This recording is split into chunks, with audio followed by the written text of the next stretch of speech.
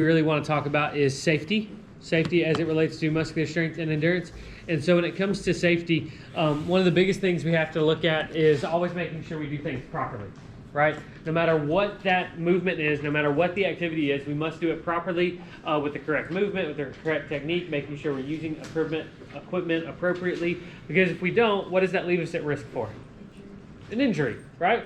It could be short term. It could happen very rapidly with just a couple of times doing it because we did it wrong. Or it could be that we do something over and over and over again wrong, and that will lead to an overuse injury or doing it incorrectly. Does that make sense? Right? And so when it comes to free weights, again being weights that can move wherever they want to, we also have to worry about using what we call spotters and collars. Does anyone know what a spotter and a collar is when it comes to lifting with free weights? Spotters are like someone to make sure you lift right and you don't injure yourself. Okay, so a spotter is someone there pretty much to save your life. They make sure, they coach you, make sure you're doing something appropriately. And also if something happens, you get tired or the weight gets too heavy or maybe you start coughing or whatever, this person is there to kind of help catch that weight and make sure it doesn't hurt you. Does that make sense? Or to assist you in getting more injured at least. And collars simply hold weight onto a bar. So a bar is typically long and cylindrical and weights go onto the ends of it. And so collars simply make sure that weight stays on. So if we don't lift it perfectly straight up and down, they don't slide off one end and crash and fall. Does that make sense? Right?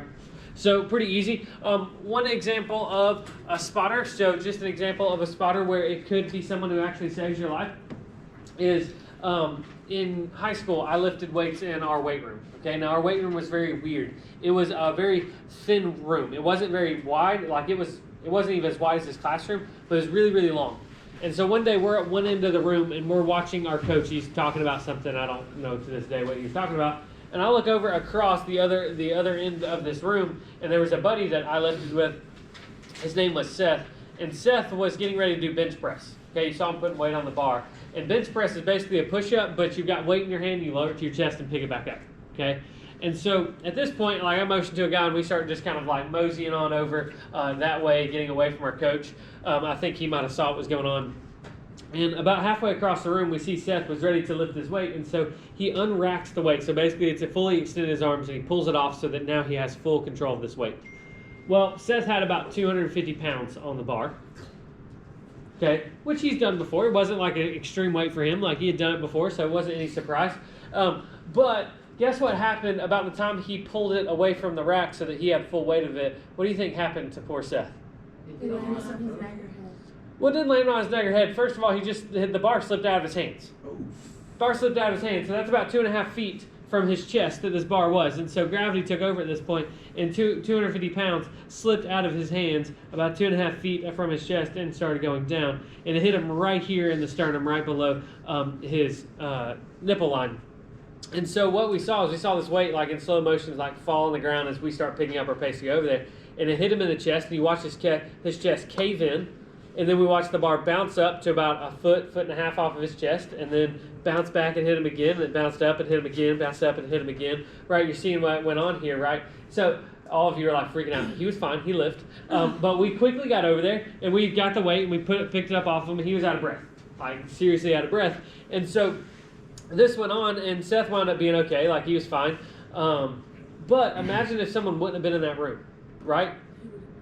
He could have been under that weight for a long time trying to catch his breath, and it could have caused more injury or just a bad day. Also, if someone would have been right there, like if he'd had someone right there, well, that person wouldn't have stopped that weight from falling out of his hands, first of all. He still would have probably fallen, but it might not have hit him in the chest 5, 6, 7 times. They might have been able to grab it on the first round and keep it from hitting him multiple times. Does that make sense? So the coolest part about this whole thing was we went to a locker room like literally 5, 10 minutes later, and he took off his shirt, like change out his shirt for the day. And he already almost like instantly had a bruise across his chest, like a line across his chest. So we made sure every time we greeted him for the next like couple weeks, we just gave him a good chest tap to remind him, don't be dumb, right? Spotter is there to save your life, to help you out, right? So very important with free weights to have those. And then lastly, when it comes to safety and lifting weights, if you have an injury of any type, whether it's to your arm, elbow, like it doesn't matter, you want to make sure that you're not lifting weights until that injury is fully healed, okay? You being like, oh, I'm going to lift weights today and make my leg feel better because I've injured it, whatever kind of injury you think of, is typically not going to happen. You're typically going to do things incorrectly, and you're more likely to cause an injury in the long run. Make sense? Right?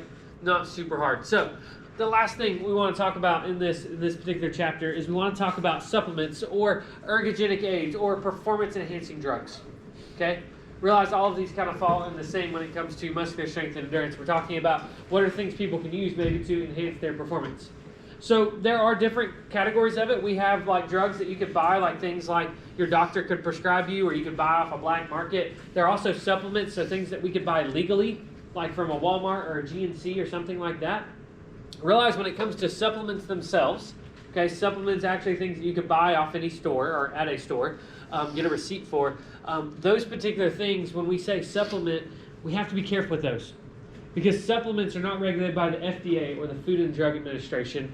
And because they're not regulated by the Food and Drug Administration, it means that just because a supplement says it contains something, it may or may not contain that product. It may contain it in the amount that they said, or it may be more or less. It may even have products in that, or it may have ingredients in that product that aren't listed on the label whatsoever. So you have to be really careful with supplements because they can contain who knows what, and it may or may not be on the label in the quantity specified or not. Does that make sense? That's legal, yeah, it's legal. So the government says when it's a supplement, it's actually, well, we look at it, but we're not going to check every single thing that's in it. We're going to let you guys do that. And if they get a complaint, like if you raised a complaint about one, well, they would investigate and see. But it takes complaints for that to happen, and complaints of someone dying from it or having some type of problem with it where they went to their doctor. And so if that was to happen, if a supplement company gets investigated, they simply say, well, we care about our customers. We'll just remove the product. We don't want to take any risk. And they'll release a new product with a new name and call it the updated version, right? Has one new ingredient in it, so they're not investigated. We could all start a supplement probably today. Fill out all the paperwork for the FDA, create a product, like done. It's that simple. So we have to be really careful with supplements because we don't always know what's in them. Yeah, so because it's not classified as a food, it's classified as a supplement. Now, for your foods... But is it also like, it's not count as a drug? No, it doesn't count as a drug either. No, it's not regulated by pharmaceutical like that industry because our supplements are things that we could consume in our foods or we can consume and get in other places. They're not drug related necessarily. So they're not regulated like drugs. They're not regulated by food because we don't have to have them in order to be able to live. Realize the foods you consume, like think about like cereal or something like that. Well, whatever says is in the label is exactly what's in that product, and the FDA makes sure of that. Does that make sense? So you guys can see maybe some of the issues with supplements right off the bat, right? Like, maybe, maybe not. Some supplements do have some benefits. Some are just wastes of money. And this actually is included even in your medical drugs, even in your performance-enhancing drugs like the Olympics are coming up. So you're going to start hearing about people being banned for drug use or this, that, and the other.